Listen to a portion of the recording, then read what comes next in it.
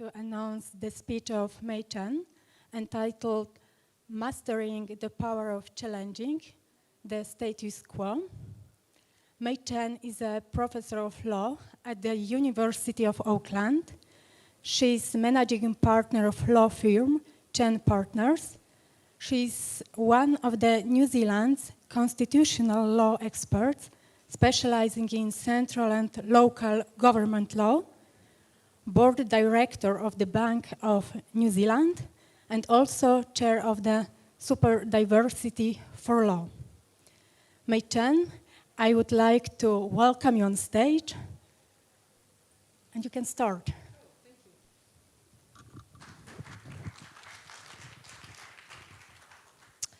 Well, it's wonderful to be in Sopot in Poland, and I'm particularly pleased to be speaking on this topic at EFNI, because actually EFNI is all about challenging the status quo.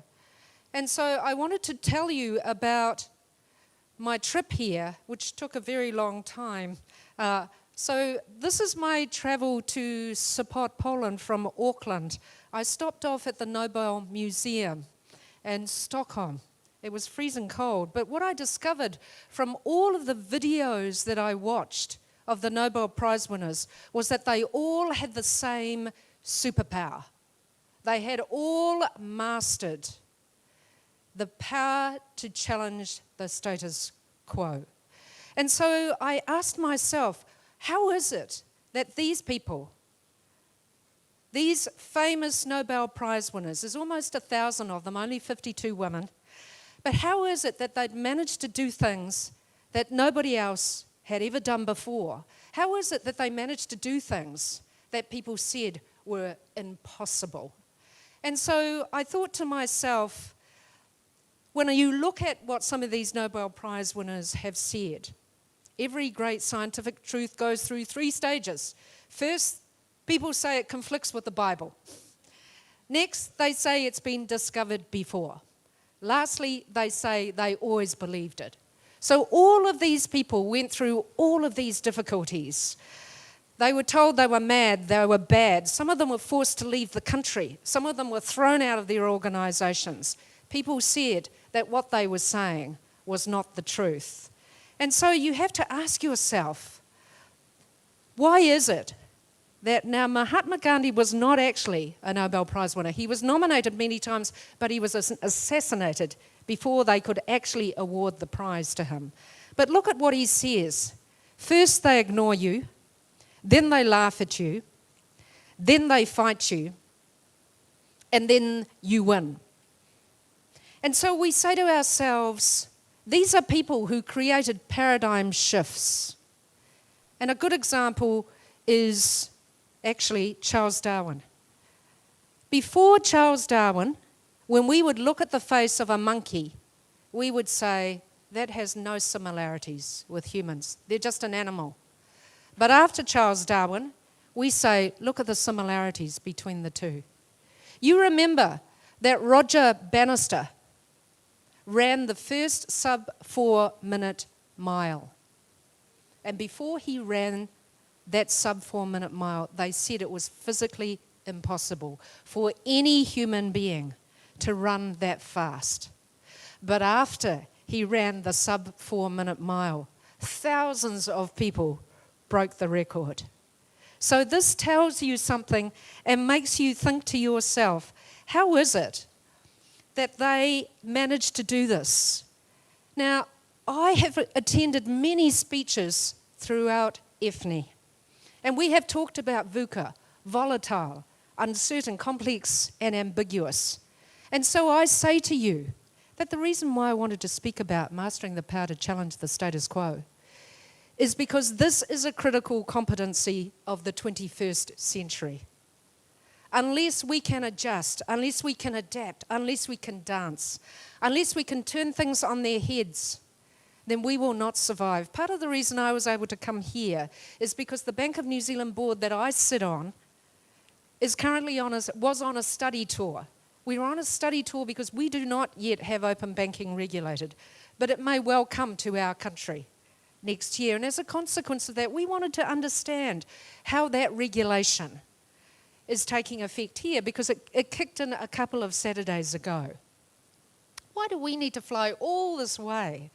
We went to Finland, we went to Amsterdam. I've spoken to people here about the impact of open banking, because if we don't adapt, then we will not survive.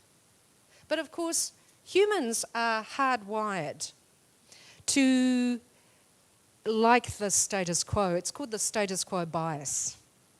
And so you have to say to yourself, what is it about those Nobel Prize winners? What is it about Darwin, the paradigm shifts? What is it about them that made them different? Now, David Pratt has written a book about the Nobel Prize winners, and this is what he concludes: that most of them grew up with a disproportionate amount of hardship. Most of them lost one or both parents when they were young, and almost all of them grew up poor. So I quote Albert Einstein. He said, in discord, find harmony. In the middle of difficulty lies opportunity. Now, I am not Albert Einstein. I have better hair than Albert Einstein, but I am not as clever as he is. But what I wanted to share with you today is what I have learnt about mastering the power of challenging the status quo throughout my career. I was born in Taiwan, and my family emigrated to New Zealand when I was relatively young. My father was an Olympics gymnastics coach, and they wanted him to come to New Zealand and train the New Zealand gymnastics team. So he took them to the Olympics, he took them to the Commonwealth Games. And so when I was growing up, the closest I ever got to a court was a basketball court. I am the first of 2 lawyers in our family ever. I went to Harvard Law School. My other sister number 2, went to Oxford. I came home to New Zealand. She never came home. She's still an Oxford Don, and she runs the law faculty at Merton College in Oxford. And when I was 29, I was asked to chair a government review into women in combat. In our country at that time, women could not even apply for a combat role. We reviewed the policy. I recommended that the law be changed. I said, I do not want to be in combat, but if a woman wants to be in combat and she is qualified, then there should be no legal barrier. The law was changed. And recently I have met women in combat who have said to me, thank you, because without that we would not have a career. When I came back from Harvard Law School, I met a former Prime Minister of New Zealand, the Right Honourable Sir Geoffrey Palmer. We went on to set up New Zealand's first public law specialist firm, and we set up one of the first boutique law firms in our country, specialising only in public law and employment law. And I remember many people said, well, they will not survive. You can't survive just specialising in 1 or 2 things. I'm happy to say that so many law firms in New Zealand now are all specialist firms. On the Bank of New Zealand board, I have, from my governance experience, just completed the first inaugural diverse thinking capability audit of New Zealand boardrooms. And remember, gender is only one determinant of diverse thinking. There are many. Gender, ethnicity, the number of professions you have, whether you were born in privilege or whether you came from a life of disadvantage. The empathy for the customer often comes from those who have suffered disadvantage themselves. Have you had multiple professions? Were you born in one country and lived in other countries? Do you speak many languages? If you have all of those things, then if you apply the diverse thinking matrix to yourself, you will find that your capability in diverse thinking is high. And it is that diverse thinking capability which is the most precious now for companies. Remember, the time for incrementalist thinkers is almost over. What we need now are people who can think transformationally and who can think disruptively, because the pace of change now is so fast that if you are not able to do that, it is hard for you to adapt and adjust. The dross of today may be the gold of tomorrow. So what I want to do now is I want to share with you the 8 key things that I have learnt if you are to get this critical competency of the 21st century, which is to master the power to change the status quo. The first thing is you have to be able to see how the status quo could be different. I have always said that if I can see it, then I can do it. Obviously, if I can't see it, I don't know where I'm going. I can't lead anybody. I cannot persuade anybody. I do not know what the change will look like. So diverse thinking, what is it? It's about seeing the same dots, but putting them together in a different way. And so you have to sit there now and say to yourself, what gaps do you see? What gaps do you see that nobody else sees? But that's not enough. You have to say, what gaps do I see in the market that nobody else sees, but that I care about enough to want to change? And the reason is because this is the gap that I saw, which is why I set up the Superdiversity Institute. I saw that in New Zealand now, we are the fourth most superdiverse city in the world in Auckland. In Auckland, almost half the population are Indigenous peoples, Maori, Asian, almost 1 in 3 now, and Pacific, a very strange combination of Pacific peoples and Asian peoples. And so I thought to myself, what are the implications of this? Well, the implications are enormous. I've just completed a report on the impact of having different language and culture on health and safety and injury prevention at work. What we did was a global study, and we discovered that all super diverse countries, countries with very high numbers of people who were not born in that country, end up with a situation where those who are culturally and linguistically diverse tend to suffer more injury and more death. Now, if you're cynical, some companies should care about this simply because you will pay higher insurance premiums if your workers get killed and injured at work. But for the rest of you who just want to be good employers, this is a serious issue, particularly if you have very high ethnicity and culture and language and religious differences in your workforce, particularly if the senior management are all white and the workers are mostly brown or yellow. They're ethnic, they're of a different colour, they come from a different background, their risk settings are different, they take higher risks, their comprehension of health and safety is different, they come from a different health and safety culture. So these are the statistics in New Zealand, and what you will see is that in New Zealand, superdiversity is deepening. Now, of course, this may not be your gap that you see and care about. For me, I saw it and I cared enough about it to do something about it. So we're just about to bring out our next report. I've brought out a report that shows that actually in elections, those who are culturally and linguistically diverse take 4 election cycles to vote after they come to the country. It takes them that long to understand our very strange combination between a Washington system and a Westminster system. I'm about to put out a report that shows that having culturally and linguistically diverse parties in our courts is causing a real issue. And I just note the interpreters here who have asked me to speak slowly, and I have been a very naughty girl because I have been speaking very fast.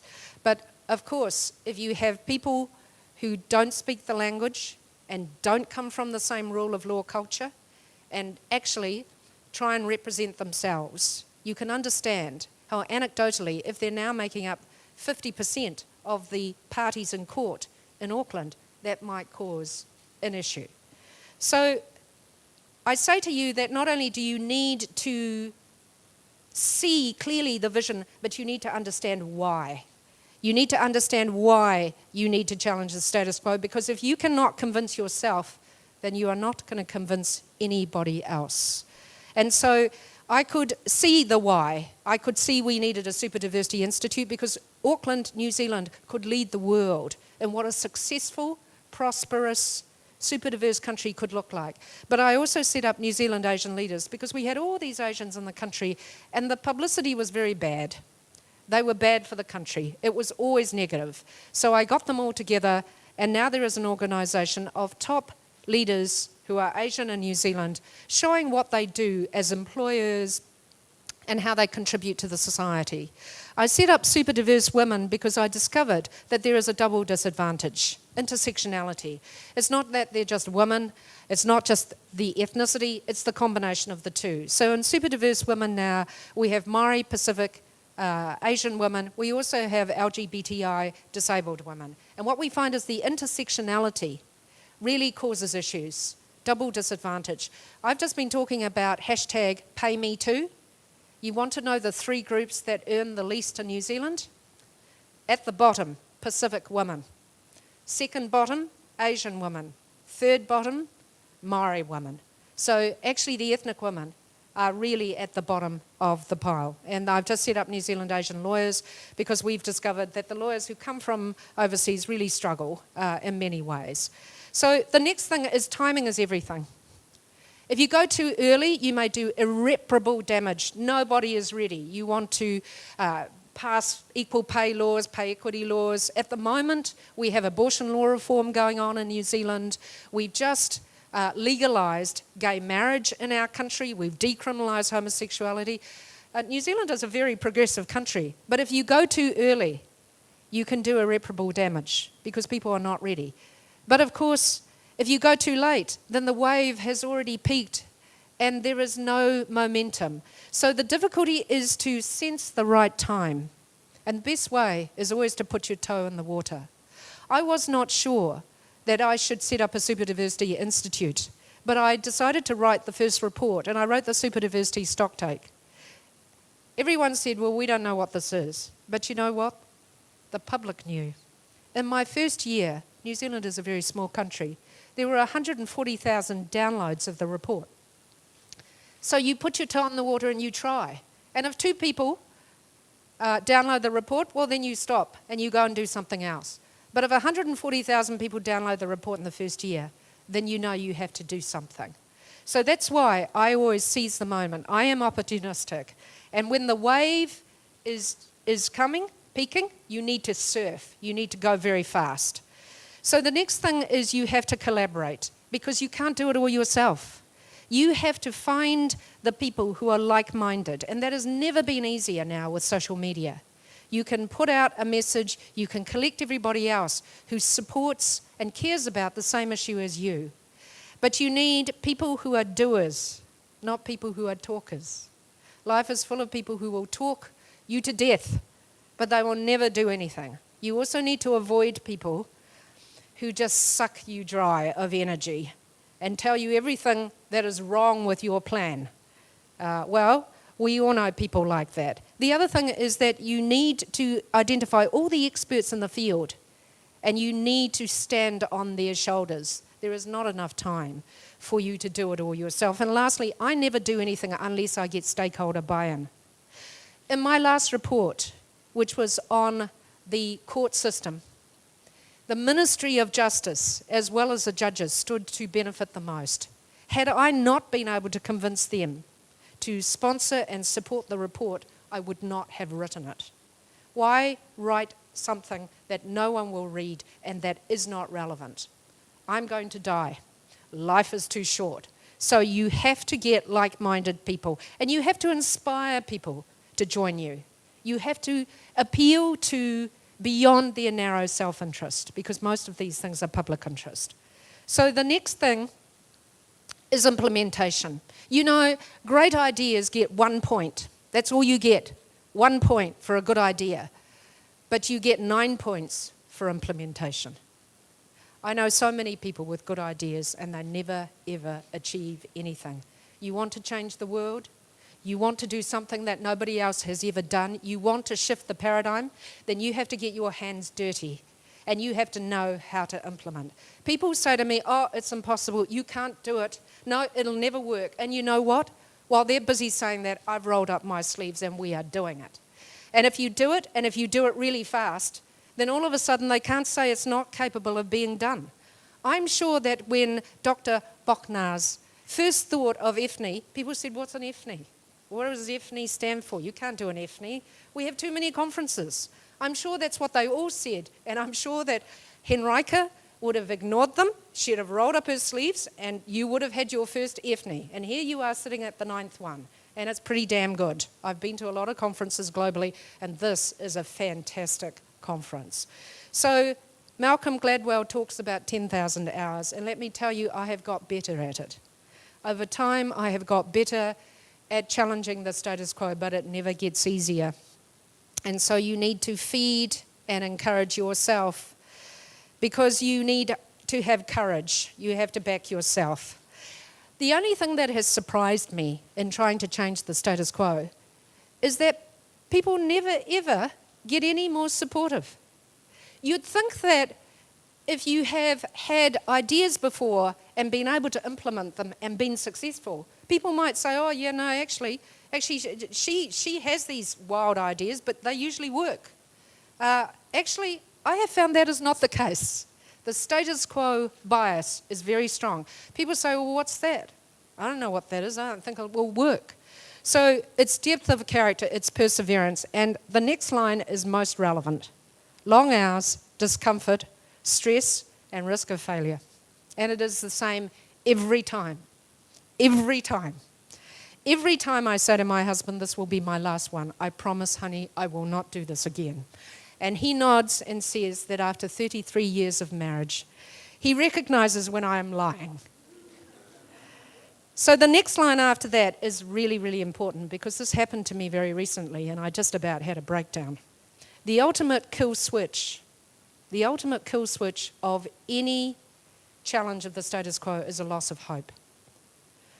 Mostly loss of hope comes in the form of other people. So make sure you avoid people who would be your brick wall.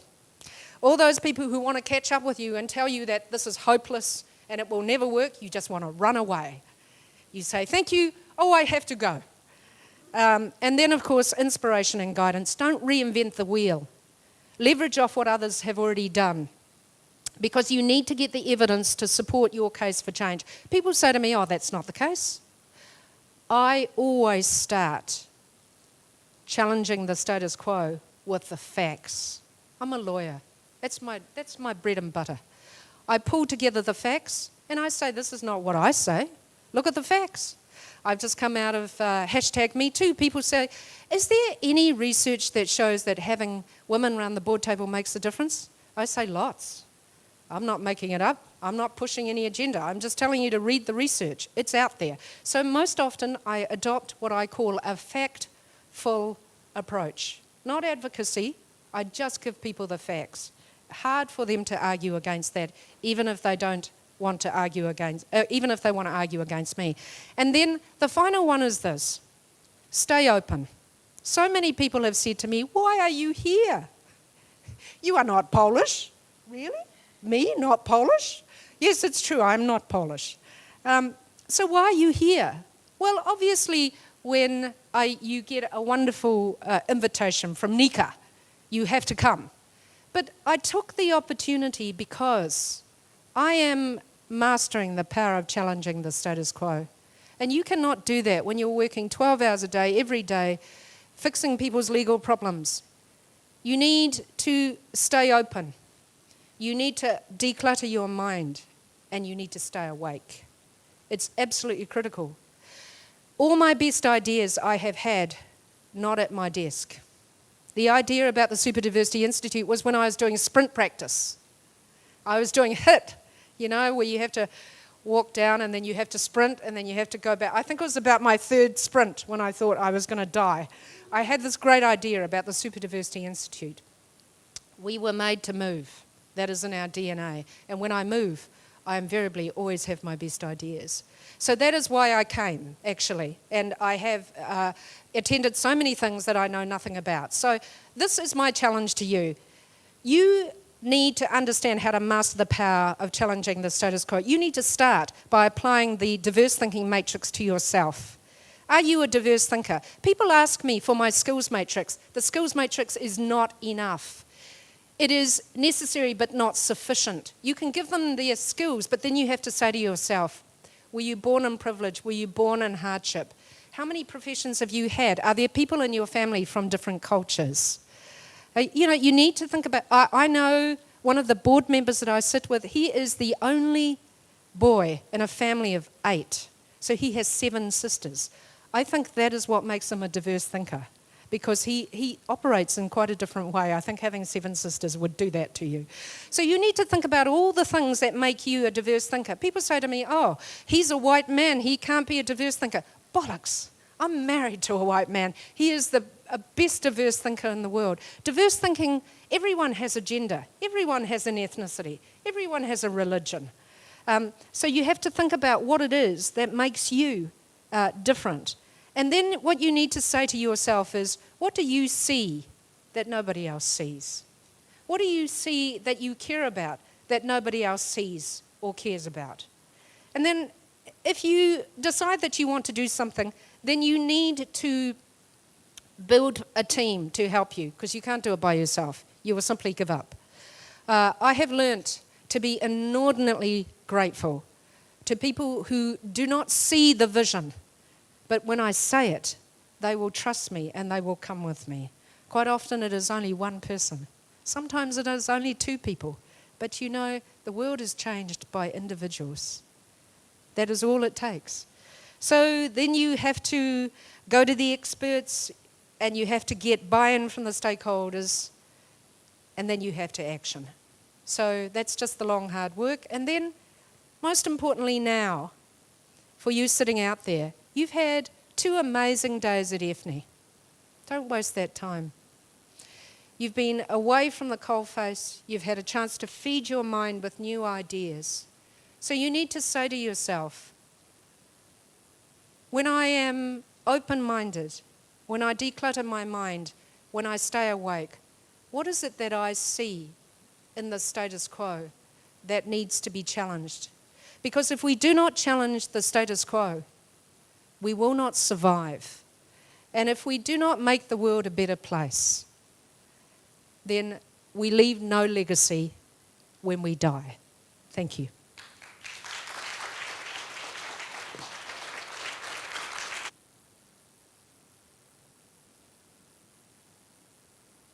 Mai Chen, thank you very much. And we still have a few times, so it's time to ask a question. You are the first one. Hello. Hello, how are you? Good, thank you. I'm Kasia Jurczak. I work for the European Commission, and one of the legislative proposals which is stuck in the legislative process due to opposition of the member states is proposal for parity of women on boards of public companies, private companies. And opponents, of course, argue that it's not through a regulatory solution that you would promote women to senior positions, but it's through a voluntary process. I wondered, what is your experience from New Zealand?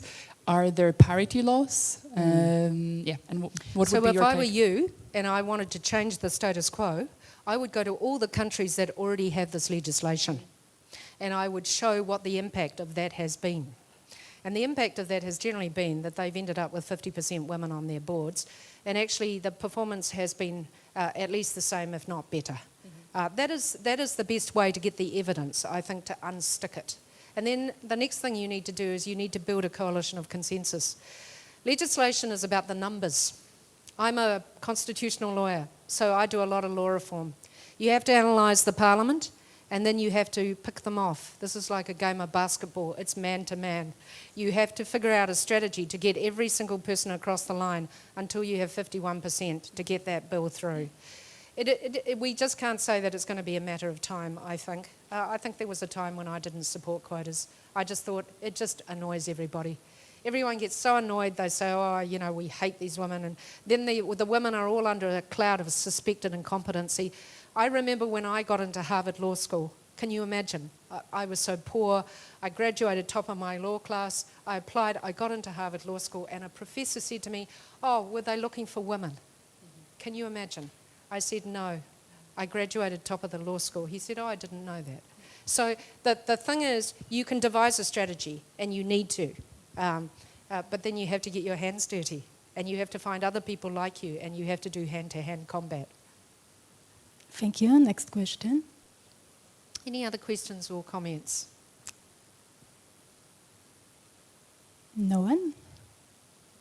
I think, is there a question over there? Yes. Okay. Lovely. Thank you. Thank you very much. I mean, it's inspiring. I I think reverse thinking is part of what you try to do. And where I used to work, which was a Japanese conglomerate, we had this thought that you need to be able to go to the other side and look from outside in instead of always from inside out. I practiced one simple way of getting change through. And I used the language that somebody taught me earlier, and it was do a little, learn a lot, and do a lot. Because the primary barrier to change is fear.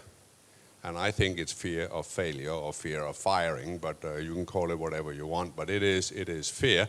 So if you can institute a culture of making things happen without being at risk of getting your ass kicked, I think it will help a lot. So thank you very much. I think it is a wonderful piece of wisdom. The only thing is that I have found no way of doing it.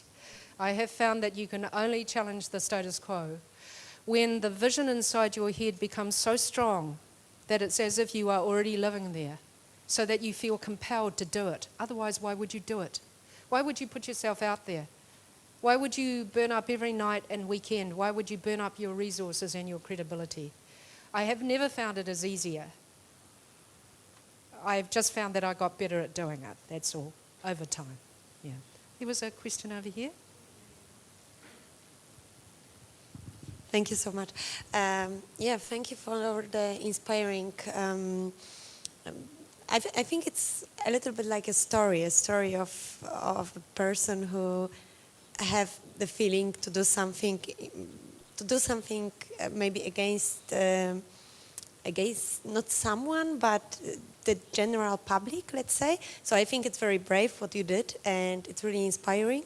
But I couldn't participate in the last session about the equal pay and the women's rights. So I was wondering whether you could recommend or maybe recommend a program, how we could support young women in exactly like following your steps and doing something maybe not against our people, but standing up for their dreams and for their ideas. Right. Well, I've got 3 pieces of practical advice for you. Okay.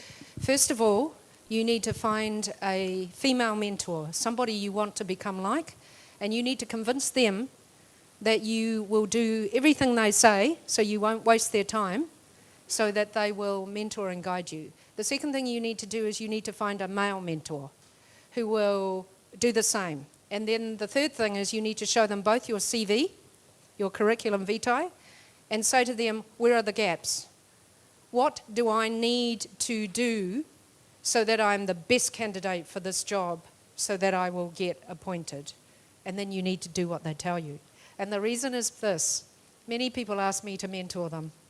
But if they don't do what I advise, then what is the point? Life is too short. So generally after the first session, I don't see them again.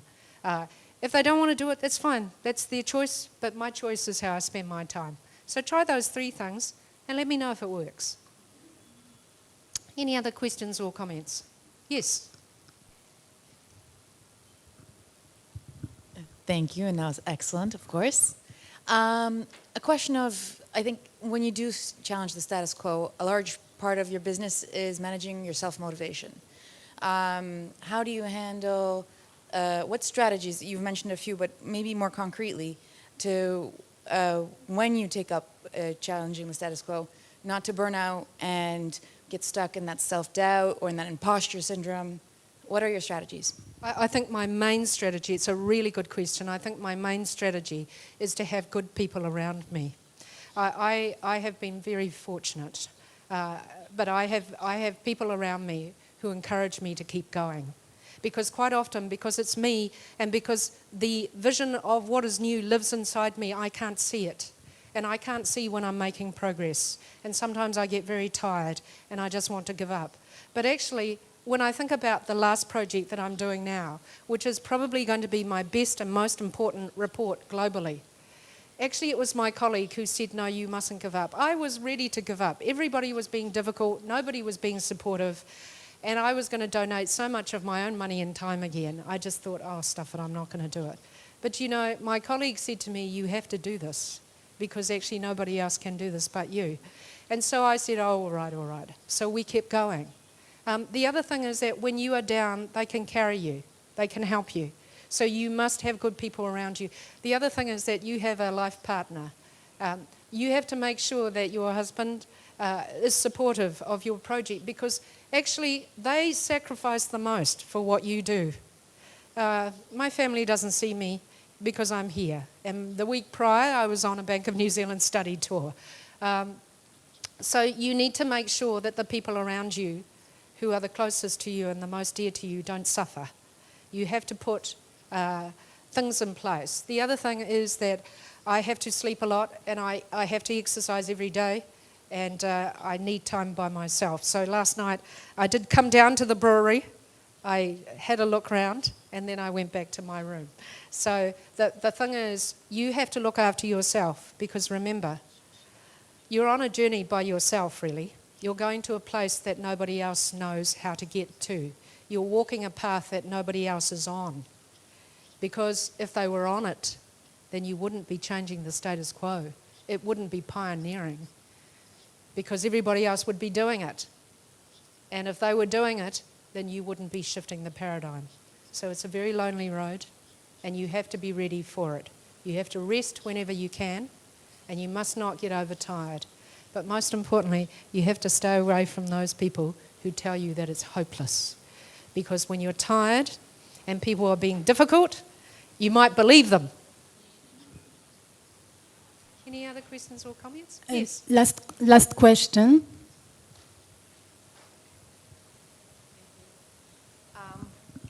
I don't know if it is a question, but these 2 last days I have been thinking about empathy.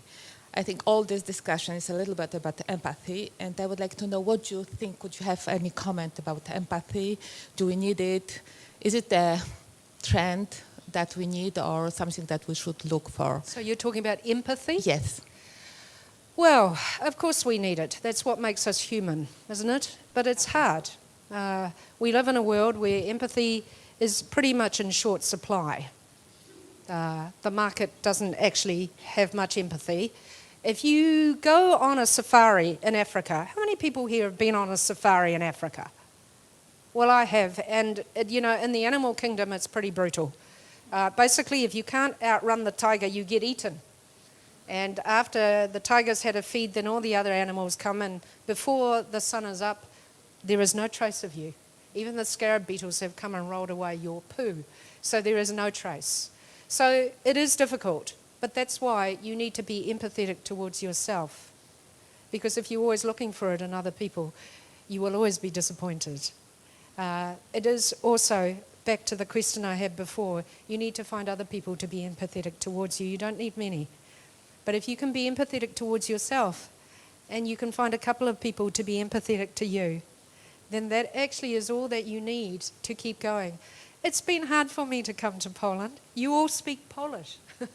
You all know each other, you don't know me. But I have met a few people who've been kind to me. And that has been enough, actually. So I hope that is good advice. Remember, I buy a lot of cards when I travel. The cards are not for other people. The cards are for myself. I find cards with good things on them, and I give it to myself. So just remember, if you are going to change the status quo and challenge it, it will not necessarily make you popular. It will not necessarily make you loved. But ultimately, it will allow you to maximize your full potential and to try and leave the world a little better than you found it. Thank you.